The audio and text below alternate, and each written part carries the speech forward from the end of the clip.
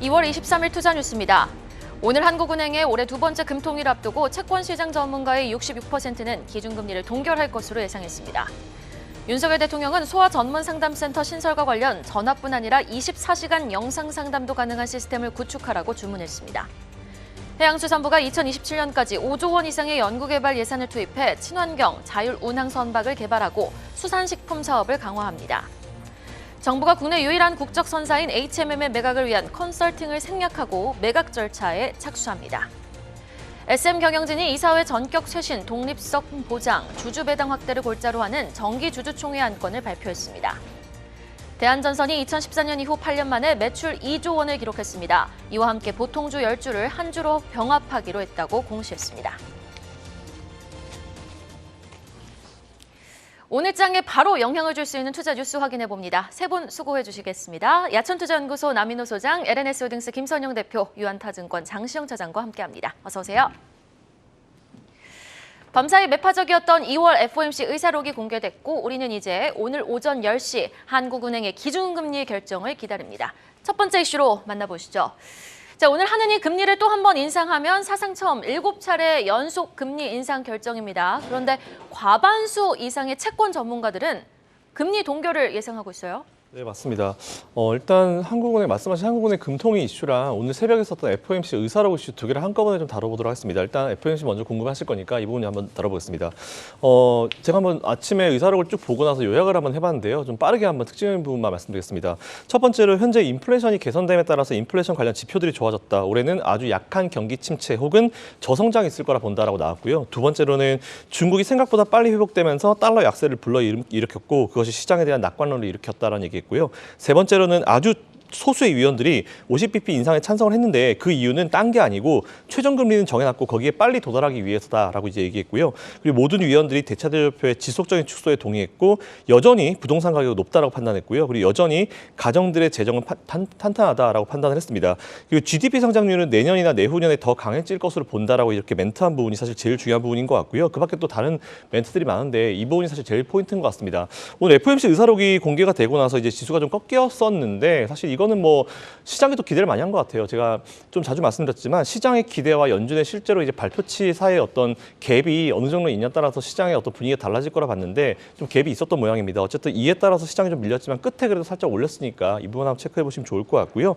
잠시 후에 10시에 이제 금통위 열립니다. 앵커님 말씀하신 대로 채권 전문가의 66%가 이번 달 한국은행 금통위에서는 이제 금리를 동결할 것이라고 전망했는데요. 이건 아무래도 가계부채나 아니면 경기 침체에 대한 우려 이런 것들이 복합적으로 영향을 줬다고 판단하시면 될 것 같습니다.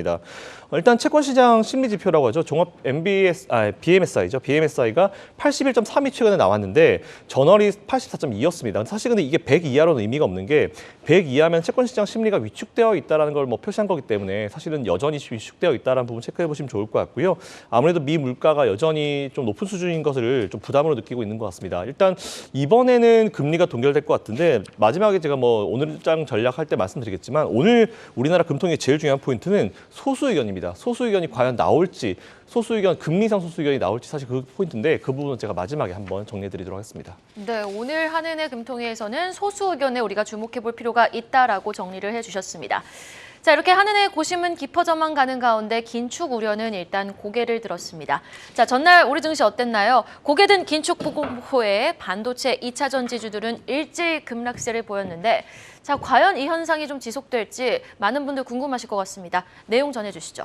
예, 그렇습니다. 여러분 한번 한 달 전으로 돌아가 볼까요? 1월 초에 우리 종합주가 지수가 2200까지 내려갔음에도 불구하고 그때 누가 나섰습니까? 외국인이 나섰습니다. 외국인들이 왜 대한민국 주식을 매수했을까요? 그렇죠. 바로 미국 FRB가 더 이상 금리 인상, 금융 긴축보다는 오히려 이제는 피봇, 다시 말해서 금리 완화 그리고 경제에 대해서 지원책으로 나올 것이 기대가 됐기 때문입니다. 그 결과 가장 먼저 나온 뭐죠? 우리 원화가 약세를 지속하던 원화가 드디어 작년 말부터는 강세로 전환됐죠. 원달러 환율이 1,400원대 있던 것이 1,210원대까지 정말 말 그대로 원화가 급속히 강세됐습니다. 그러니까 외국인들이 매수가 시작됐죠. 지금 자료 화면 나오고 있네요.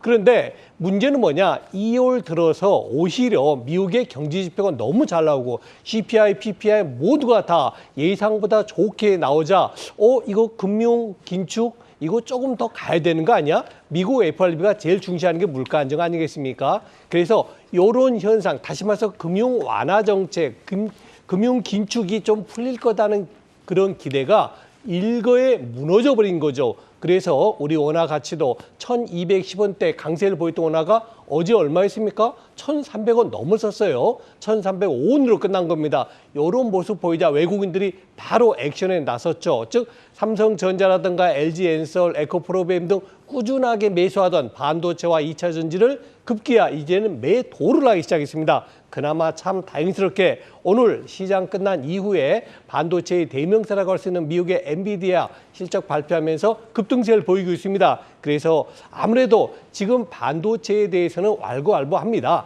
D램이 챗 GPT라든가 AI 때문에 이제 살아날 것이라고 보는 다소 낙관적 시각도 있는 반면에 아니다. 그래도 2분기까지는 어려울 거야. 이런 비관적 시각도 있지 않습니까? 그나마 다행스럽게 방금 말씀드린 엔비디아가 급등세 보였다는 얘기는 오늘 삼성전자, SK하이닉스 그리고 2차 전지주에서 그나마 조금 강세가 나오지 않겠냐 기대를 갖습니다. 결론입니다. 지금 외국인 투자가들은 2,400에 있는 우리 종합주가 지수를 살지 팔지 오늘 시장을 주목하셔야 될 것 같습니다.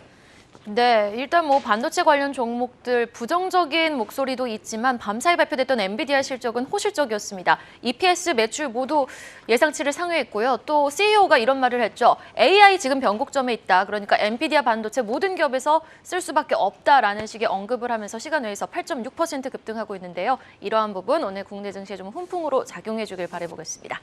이어지는 이슈 보시죠. 시간 외에서 들썩였던 원격 의료 관련주 그 중심에 있는 내용 확인해 볼 텐데요. 어제 윤석열 대통령이 서울대 어린이병원을 찾았습니다. 24시간 소아 전문 상담, 비대면 영상 시스템 구축을 지시했다고요? 네, 맞습니다. 사실 저도 아이가 둘이 있는데요. 일단 사실 아이가 있는 부모님들은 다들 아마 이거 되게 공감하실 겁니다. 특히 지방에서 이게 굉장히 심각한 문제라고 하는데요. 요즘 전국적으로 소아과가 굉장히 부족하다는 그런 내용들이 굉장히 많이 나오고 있습니다. 실제로 그렇다는 걸 느끼고 계신 분들도 분명히 많으실 거고요. 특히 도서상관 지방에 있으신 분들은 의사 선생님 자체가 없기 때문에 아이들이 아파버리면 사실 부모들 멘탈 나가는 거는 기본이잖아요. 그래서 일단 이런 부분이 좀 많이 좀 빨리 처리가 됐었으면 하는 그런 마음이 가지고 있었는데 어제 윤석열 대통령이 서울대 어린이병원을 이제 방문했습니다. 그 자리에서 24시간 소아 전문 상담센터 신설 그리고 이제 이와 함께 전화뿐만 아니라 24시간 동안 영상 상담도 가능한 어떤 시스템을 구축하라고 지시를 했습니다. 어쨌든 제일 중요한 포인트는 제가 봤을 때는 이제 그 진료도 중요하지만 이제 진료하는 의사 선생님들의 어떤 여건을 좀 마련해 주는 건데 소아 필수 진료에 들어가는 비용을 이제 공공정책 수가로 보장을 하고 아이들 치료에 추가로 들어가는 투입 비용을 감안해서 적정 수가를 보상하도록 보건복지부에 지시를 했는데요. 그러면서 이제 의사가 이제 소아과를 기피하는 것은 의사뿐만 아니고 이제 정부의 정책의 문제가 크다라고 얘기를 하면서 이것보다 시급한 게 없기 때문에 건강보험이 모자라면은 정부 재정을 투입해서라도 이제 바꿔라라고 지시했습니다. 아이들에 한해서는 사실 이렇게 하는 게 저는 굉장히 좀 좋다라고 좀 보고 있고요. 사실 비대면 진료라는 게 예전에 이제 코로나 때 조금 좀 이슈가 됐었죠. 근데 그 몇 년 전부터 이미 있어 왔었는데 아무래도 원격 진료, 앵커님 말씀하시는 원격 진료의 부분입니다. 사실 근데 이게 원격 진료가 되게 되면은 아무래도 지금 병원이 수도권 쏠림 현상이 심한데 이게 되면 아무래도 지방병원 더 죽는다 해서 이게 조금 계속 이제 지연이 되고 있는 부분인 것 같은데 확실히 이 부분에 대해서는 지방병원에 대해서도 이제 인센티브라든지 여러 가지 여건을 좀 마련을 해주면서 이제 좀 더 나은 의료 서비스를 좀 선택적으로 좀 받을 수 있게 하는 것이 좀 중요한 것 같습니다. 이에 따라서 정부 정책이 뒷받침되면서 다른 것보다는 일단 우선 아이들을 위해서 먼저 이런 정책을 빨리 시행해가지고 이제 이런 치료를 못 받아서 이제 피해보는 아이들이 좀 없었으면 하는 개인적인 바람을 가지고 있고요. 적정 수에서 얘기가 좀 잘 되었으면 좋겠다는 그런 개인적인 의견을 가지고 있습니다. 네, 또 딸 둘을 두고 계시는 김선영 대표님이 부모의 입장에서 이런 정책 좀 긍정적이다. 빨리 이런 시장이 확장되었으면 참 고무적이겠다라고 말씀을 해주셨는데 또 딸 둘을 두고 계신 장시영 차장님, 지금 대통령이 챙기는 소아 의료 체계 개선 이에 따라서 또 투자자분들이 주목해볼 만한 종목은 어떤 종목이 있을까요? 예. 일단 저는 딸 하나, 아들 하나입니다. 죄송합니다. 정정하겠습니다. 아닙니다. 최근에 이제 원격 진료 관련된 종목들이 시장에서 조금 먼저 더 이슈를 받았던 적이 있습니다. 정부에서 그 관련해 가지고 여러 가지 안건들이 통과가 되냐 마냐 이런 상황들이 있었는데 어제 이제 윤 대통령께서 이런 말씀을 하셨고 관련해서 종목들이 좀 시간에 많이 올랐던 걸로 좀 보여지고 있습니다.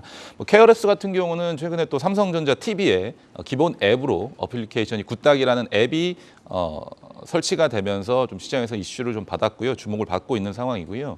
인성정보통신 같은 경우는 장비 주로서 좀 이슈가 되는 것 같습니다. 하지만 소아과 진료 관련해서 어제 서울대 아동병원 소아과 병원에 가서 윤 대통령이 말씀을 하셨기 때문에 소아과 쪽에 특화가 되어 있는 유비케어를 좀 주목을 해보시면 좋을 것 같습니다. 유비케어 같은 경우는 비브로스라는 자회사를 지분을 한 40% 가지고 있는데 두고 있는데 이 비브로스가 똑딱이라는 플랫폼을 운영하고 있습니다.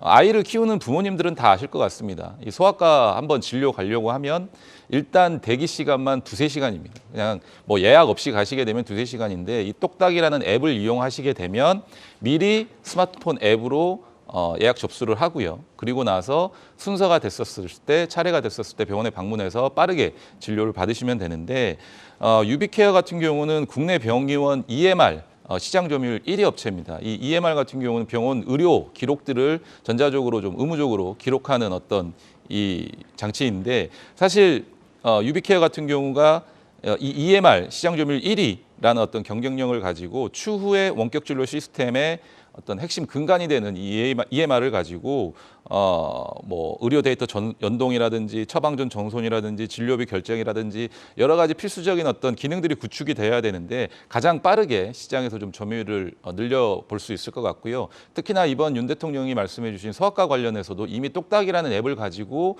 플랫폼을 운영을 하고 있기 때문에 아무래도 시장에서 가장 먼저 수혜를 받을 수 있고 주목을 받지 않을까 이렇게 조금 생각을 하고 있습니다. 그래서 뭐 앞서 말씀드린 EMR 사업 그리고 똑딱 관련된 플랫폼 그리고 또 하나 뭐 실버케어 플랫폼이라든지 만성질환 관리 플랫폼 같은 경우도 좀 운영을 하고 있기 때문에 유비케어가 추후에 원격 진료라든지 또 어떤 뭐 영상 진료 시스템이라든지 이런 부분들 관련해서 가장 먼저 좀 수혜를 받을 수 있는 가능성이 크다라고 좀 말씀을 드리고 싶습니다. 네, 시간외 거래에서 급등했던 상한가를 기록했던 원격 의료 관련 종목은 세 종목입니다. 인성정보, 비트컴퓨터 그리고 유비케어였는데 일단 유비케어 좀 추가적인 상승 여력이 있다라고 긍정적인 진단 해주셨습니다.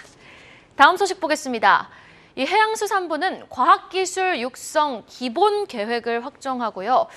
2027년까지 5조 원 이상의 연구개발 예산을 투입한다라고 밝혔습니다. 자세한 내용 좀 전해주시죠. 네, 사실 이거는 오늘 당장 관련주들 주가가 뭐 급등하는 그런 이슈는 아닙니다. 근데 사실 우리가 정부 정책을 봐야 되는 이유가 일반적으로 이제 정권이 들어서게 되면 2년차, 3년차가 관련 이제 정책들이 많이 나오면서 관련주들이 많이 움직이거든요. 그렇기 때문에 참고를 해보시면 좋을 것 같다라고 준비해봤습니다.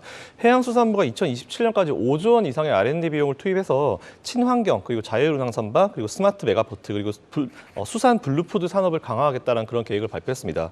4대 전략 그리고 이제 세부 12개 추진 어떤 그 과제를 발표했는데요. 이번 계획 같은 경우는 미래 해양수산 산업의 핵심 기술을 조기에 확보를 하고 이제 국제 표준화를 추진해서 친환경 그리고 디지털 기술을 바탕으로 재편되고 있는 글로벌 해양수산 산업의 어떤 시장을 우리가 선점하겠다라는 그런 계획을 발표를 했습니다.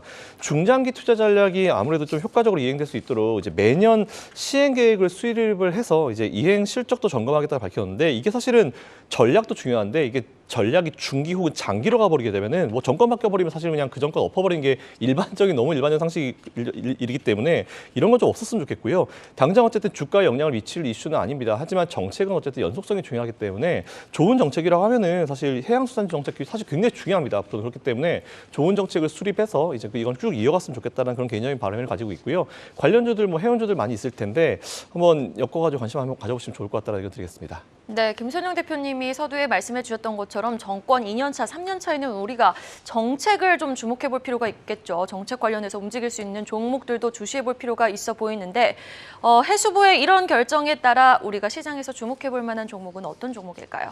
일단 친환경 선박과 관련된 내용에 좀 주목을 해보실 필요가 있을 것 같은데 최근에 HSD 엔진이 한화 임팩트, 그러니까 한화그룹에 인수가 됐죠. 한화그룹 같은 경우는 조선업에 굉장히 좀 진심인 것 같습니다. 대우조선해양을 인수를 하고 나서 원래 STX 중공업을 인수를 하려고 했다가 HSD 엔진으로 좀 더 비싼 가격을 주고 HSD 엔진을 인수를 한 거죠. 사실 이제 HSD 엔진의 말을 풀어보면 H가 한국중공업이었는데 한화로 바뀌었다라고 보시면 될 것 같습니다. 그리고 D는 대우조선해양, S는 삼성중공업이라고 보시면 될 것 같은데 뭐 하나그룹 인수 이후로 인수 전에 뭐 주가가 어느 정도 좀 많이 움직였습니다만 최근에는 조금 조정을 받았죠. 하지만 두 회사, 하나그룹을 모회사로 두면서 관련해가지고 자금 지원이라든 이런 부분들을 충분히 받을 수 있다면 향후에 시너지가 굉장히 좀 크게 날 것으로 좀 보여지는데 2023년에 이미 지금 시작이 되고 있죠. 국제회사기구에서 CO2 규제 관련돼 가지고 많은 선사들이 LNG라든지 메탄올 DF 선박 엔진에 대한 투자가 지속적으로 좀 확대가 되고 있다는 점에 주목을 해보실 필요가 있을 것 같습니다. 그래서 뭐 HSD 엔진 같은 경우도 근본 한화그룹의 어떤 투자라든지 지분 인수 이런 부분, 삼자 배정 유상증자라든지 이런 부분들을 가지고 재무 구조도 개선할 뿐더러요. 그리고 디젤 엔진이라든지 LNG 엔진 그리고 메탄올, 암모니아, 뭐 DF 엔진으로 변화하는 시설 투자에도 본격적으로 많은 투자가 이루어질 것으로 좀 보여질 것 같습니다. 그래서 추후에 HSD 엔진 같은 경우에는 이런 어떤 한화그룹의 어떤 전폭적인 지원을 바탕으로 기술 역량이 좀 늘어날 것 같고 이런 기술 역량을 바탕으로 대우조선해양과 삼성중공업을 고객사로 두고 있는데 그 관련해서 보다 많은 엔진 선박 매출이 좀 이루어질 것 같은데요. 작년에 일단 매출의 2배가 넘는 1.7조 원에서 1.8조 원 정도의 수주를 기록을 했습니다. 그리고 흑자 전환도 삼성중공업이라든지 대우조선해양보다 더 먼저 3분기에 이루어냈죠. 그러면서 올해 1분기에도 실적에 대한 어떤 가파른 이익 상승치가 예상이 되고 있습니다. 또한 수주 잔고 또한 새로운 수주도 역시 추가적으로 좀 많아질 것으로 좀 기대되고 있기 때문에 앞으로 HSD의 엔진에 대한 어떤 주가 상승의 좀 모멘텀 그리고 기대감 이런 부분들은 충분히 살아있다라고 좀 말씀을 드리고 싶습니다. 조선주에 좀 시선이 가다가도 아직 해결되지 않은 임금 문제에 조선주 이거 계속 관심을 가져봐도 될까 싶으신 분들 많으실 텐데요. 그러면 뭐 기자재 쪽이나 피팅 쪽으로 또 시선을 둘 수가 있겠죠. HSD 엔진 한번 주목해 보도록 하겠습니다. 다음 이슈 보겠습니다. SK온의 빈자리를 LG에너지솔루션이 메꿉니다. LG에너지솔루션 미국 포드차와 함께 튀르키예의 전기차 배터리 합작 법인을 설립한다라는 소식이 들려왔죠. 관련 기사 내용 좀 전해주시죠. 예. 먼저 전 세계 전기차 배터리의 규모 그리고 그 점유율을 한번 살펴보겠습니다. 중국을 제외하면은 세계 1위가 바로 LG 에너지 솔루션입니다. 중국 제외 세계 비중이 약 29.7%, 30%에 달하는 LG 엔솔이 있고요. 2위가 누구냐면 22%의 중국 CATL입니다. 3위가 바로 일본의 파나소닉, 그리고 4위가 삼성 SDI, 3위가 SK온, 4위가 바로 삼성 SDI가 되겠습니다. 왜 제가 이 말씀을 드리느냐? 앞으로 지금까지도 중요하지만 앞으로 성장성 면에서 왜 LG 엔솔을 관심을 가지셔야 되냐면요. 미국의 자동차 3사 있죠. GM, 포드, 스텔란티스. 이 세 개사하고 전부 LG 엔솔을 합작 공장을 가지고 있습니다. 방금 이혜생님 말씀대로 튀르키예에 있는 바슈켄트에다가 결국은 포드사하고 LG 엔솔이 20만 와트, 다시 말해서 전기 상용차 20만 대 공급할 수 있는 셀을 생산한다는 얘기입니다. 결국은 앞으로 2025년까지 향후 3년 동안 생산 리콜 바로 뭡니까? 매출입니다. 매출 리콜 바로 뭐죠? 순이익이죠. 그래서 전기차 배터리사가 최근에 조금 주춤하는 조정 보이는 모습 보이고 있습니다만 저는 이렇게 생각합니다. 여러분, 손흥민 선수가 없는, 김민재 선수가 없는, 조규성 선수가 없는 대한민국 축구 국가대표 가능합니까? 불가능합니다. 저는 항상 우리 출발 뉴스인 전략 시간의 시청자분들은 삼성전자를 필두로 한 반도체가 20에서 25%, 그리고 2차 전지 관련주들이 10% 이상 포트폴리오의 구성을 하셔야 된다. 이렇게 돼야지만이 향후에 주식시장이 올라갈 때 수익을 볼 수 있다. 이렇게 정리할 게 있습니다. 반도체는 손흥민, 2차 전지는 조규성이란 뜻인 것 같네요. 아무튼 반도체 2차 전지 계속해서 우리 주시해 보도록 하고요. 자, 이렇게 작년 11월 63만 원 돌파를 눈앞에 뒀던 LG 에너지 솔루션이 현재 주가는 51만 원 부근에서 움직이고 있습니다. 갖고 계신 분들은 그냥 쭉 갖고 가면 되는 건가요? 앞으로 흐름 어떻게 보세요? 일단은 올해 가이던스 매출액이 32조 원에서 33조 원으로 지난 이제 실적발표 컨퍼런스 콜에서 LG 에너지 솔루션이 얘기를 했습니다. 뭐 YOY 대비해서 대략 한 30%, 25% 정도 늘어난 수치고요.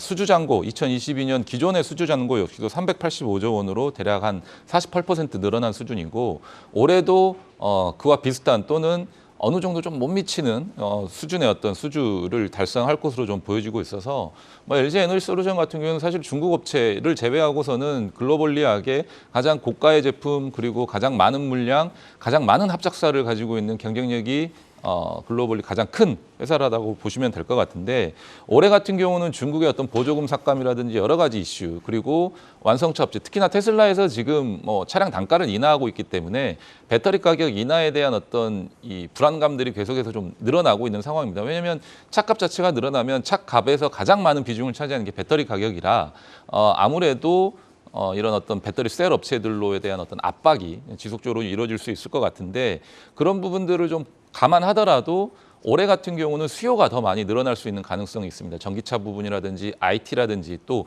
ESS 같은 어떤 대형 전지 쪽에서도 충분한 수요가 있을 것으로 좀 예상이 돼서 미국을 비롯해서 유럽 에서 60% 이상 또는 40% 이상의 어떤 이 2차 전지 성장률이 일어날 수 있을 것으로 좀 보여져서 중국의 어떤 뭐 성장률 감소를 충분히 상회할 수 있다라고 좀 판단을 하고 있는 것 같습니다. 그래서 당장에는 뭐 전기차 관련 배터리 가격이나 이슈가 시장에서 크게 뭐 주가의 어떤 발목을 잡아 갈 것 같지는 않아 보이고 매출 성장이라든지 지속적인 투자 그리고 지속적인 어떤 조인트벤처 설립이라든지 합작사 설립 이런 부분들이 더 이슈로 작용을 할 것으로 좀 보여지고 있어서 지금 당장에는 뭐 주식을 좀 포기하고 버리시다기보다는 앞으로 더 큰 시간을 두시고 장기적으로 좀 끌고 가셔도 좋을 것으로 좀 보여지고 있습니다. 보유하고 계신 분들은 조금 긴 호흡을 갖고 오래 보면서 긍정적으로 지켜볼 필요가 있다라고 말씀해 주셨네요. 마지막 기사 보겠습니다. 현대차가 투자자들이 배당 금액을 먼저 확인한 후 투자 여부를 결정할 수 있도록 절차를 개선하기로 했습니다. 어떤 내용입니까? 네. 지금 여러분들은 배당을 어떻게 받으십니까? 보통 12월 결산 법인 하겠습니다. 가장 많이 포진을 하고 있기 때문에 12월 31일 기준 배당 기준일 정합니다. 그다음에 한 두세 달 지났다가 3월 초에 주주총회 엽니다. 그래서 뭐 예컨대 A라는 기업이 작년에 1조 원 벌었다. 그런데 금년에는 1조 원 중에서 한 2천억 정도 배당 주겠습니다라고 결정하면 다행입니다. 그런데 올해는 이러이러한 일 때문에 배당을 좀 줄여야 되겠어요 하고 10%도 안 되는 배당 준다. 그래도 주주 입장에서는 무슨 말을 못합니다. 왜? 정관에 그렇게 돼 있으니까 이거 바꾸겠다는 얘기입니다. 자, 어떻게 바꾸느냐? 이제 배당 기준일에 앞에 있는 게 아니고 배당 금액을 그다음에 결정하겠다는 겁니다. 즉 작년 12월 31일을 금년에는 3월 뒤로 늦추겠다는 겁니다. 그래서 주주총회를 3월 초에 한다. 그래가지고 거기서 예컨대 현대차를 예를 들겠습니다. 작년 10조 원 벌었다. 그럼 우리 회사는 25%를 주주 배당 주기 때문에 2조 5천억을 배당으로 결정하겠습니다라고 이사회 주총회에서 결정합니다. 그리고 배당 기준일 언제 잡느냐? 3월 초 지나고 예컨대 3월 20일 혹은 3월 30일 이렇게 정하겠다는 겁니다. 그다음에 4월 1일자에 배당금을 지급하겠죠. 자, 얼마나 클리어하고 얼마나 깔끔합니까? 이렇게 돼야 되죠. 그래야지만이 전 세계 글로벌 배당주 투자 펀드가 야, 이제 한국도 달라졌네? 그래? 그럼 우리도 한번 저쪽에 투자해보자. 이렇게 돈이 들어올 수 있겠습니다. 현대차 그룹 그리고 포스코 그룹이 이거를 올바른 선진화 배당 정책을 발표했기 때문에 아마도 여타 그룹도 올바른 이 방법을 따라할 겁니다. 이제 코리아 디스카운트는 점점점 없어질 걸로 확신합니다.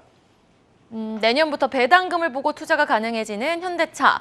일단 3월 IRA법 세부 시행령이 발표되는 가운데 현대차 그룹주들 투자 전략은 좀 어떻게 세워가는 게 좋을까요? 현대차를 보유하고 계신 분들 같은 경우는 그냥 보통주를 보유하고 계신 분들은 사실 이제 배당을 보고 주가의 상승을 너무 크게 기대하시기는 좀 어려울 것 같습니다. 하지만 만약 내가 보통주를 100주를 가지고 있다 그러면 그 100주만큼의 어떤 3분의 1 정도, 한 30주 정도는 우선주 쪽에 관심을 가져보시는 것도 좋을 것 같습니다.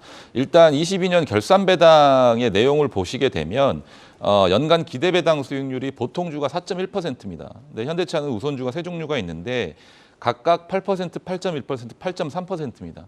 지금 시중금리가 뭐 높아졌다 하더라도 평균 4%가 안 됩니다. 그러면 우선주들 같은 경우는 대략 5% 가까운 추가적인 수익이 있다라고 보시면 될 것 같고요.